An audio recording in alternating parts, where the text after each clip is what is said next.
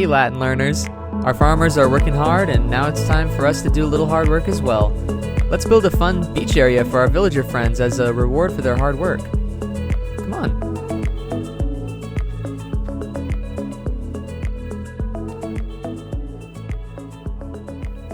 Henle Vocabulary Lesson 16. And in this lesson you're going to have to be kind of careful, pay close attention to some of these nouns and adjectives, because they have some slight little tricks to them. They're from familiar declensions, but you're going to have to pay attention to some of the endings. But you'll learn about that in the lesson. The first vocabulary word we come across in this lesson is puer, pueri. Now, we have an English word that kind of looks like this one. It comes from this word, and the word is puerile. And you may not have heard of this word, but puerile means pertaining to a child. This word doesn't mean child, but something pretty close. It means boy. The next word is agri. So this one is pretty easy to remember if you think of agriculture. So what does agriculture have to do with? Well, it has to do with farming. Agri does not mean farming, but it means field, which is where you do your farming. And then we have weary. This one means man. Now you have to be careful with this word because we already learned a word named man, and that was homo hominis. Now the difference between homo hominis and weary is that weary is referring to the actual masculine man. Homo hominis is referring to man as in mankind. So you just have to be careful to distinguish the difference whenever you're in translation. It means man. Next word is Italiae. You can probably guess what this word means. It means Italy, as in the place. And then we have fortunae. You can also see this one in the stem, pretty easy. It means fortune. And then we have ita. Ita means so or thus. But be careful because so, it's not talking about as if you were to say, so then I went to the store. It's talking about so as in therefore, as in you've created a logical premise syllogism, and so this is what the consequence or the conclusion of your premise is. So that's what this type of so means, so or thus. It's an adverb. And then we have trans. Have you ever heard of the Transcontinental Railroad? It was built in 1863, crossed from the Pacific to the Mississippi River across America. So transcontinental means across America. So what do you think just trans means? Well, it means across. And it goes with accusative. And then we have an adjective, miser, misera, miserum. This one you can kind of see in the stem. It makes it really easy to remember if you think of the word miserable, because it means wretched. And then we have another adjective, liber, libera, liberum.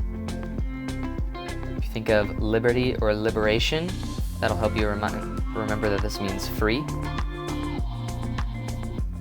And then we have integer, integra, integrum.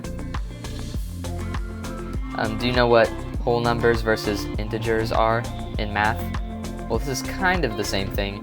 This word actually means fresh, uninjured, or whole, which seems kind of interesting because, I mean, think about it, that's what an integer is. But this word is usually used in military references, referring to soldiers, people in the battle, whether or not they're fresh, uninjured, or whole. Fresh meaning they're not tired. Then we have prolium. Be careful because this one looks a lot like premium, which means a reward, or periculum, which means danger. This word actually means battle. And then we have civitas, or I guess you should say civitas, civitatis. But this word is easy to remember. It means state.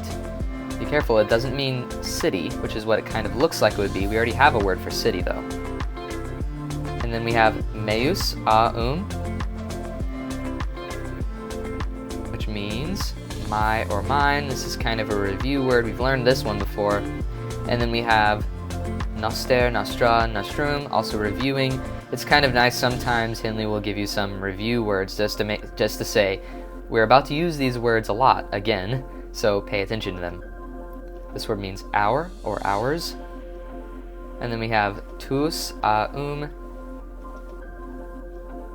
which means your or yours. Wester, westra, westrum means you or yours, the plural version of the last word. I've finally done it. I was working at the beach, and the recipe just came to me. I did a fun little mix of juices. Watch this. Let's see if it worked.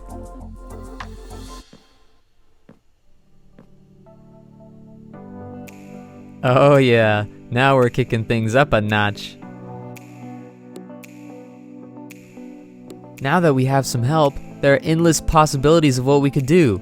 We could really build something special here with these creative juices flowing. How about a harbor?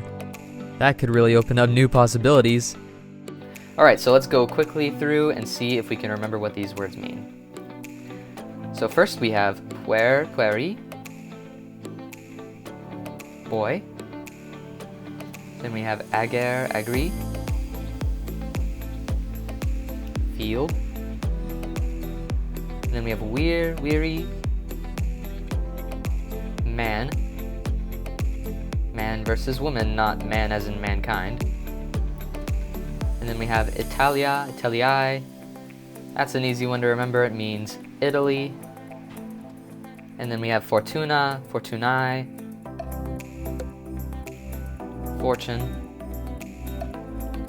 ita, which means so or thus, trans, which means across, miser, misera, miserum, which means wretched, liber, libera, liberum, which means free. Not free as in free in the grocery store, but free as in from slavery. Then integer, integra, integrum, which means 3 different things. Fresh, uninjured, or whole. Then we have prolium. Remember, not primium and not periculum either. This one meant battle. Battle over which one it is. And then we have civitas, civitatis, state. Then meus aum, my or mine. Noster, nostra, nostrum, which meant our or ours. Then we have tus aum, which remember is our second person adjective, your or yours. And then wester, westra, westrum, which is just the plural of the last word, you or yours. Alright, so make sure and pay attention to these. I know there's a lot of them, but just pay close attention to each word, find out what's different and why it's included in the vocabulary for this lesson, and you'll be set for this lesson. Can you believe we just did that? That boost of extra creative energy really helped. I'm so excited to see what we can come up with next. See you next time.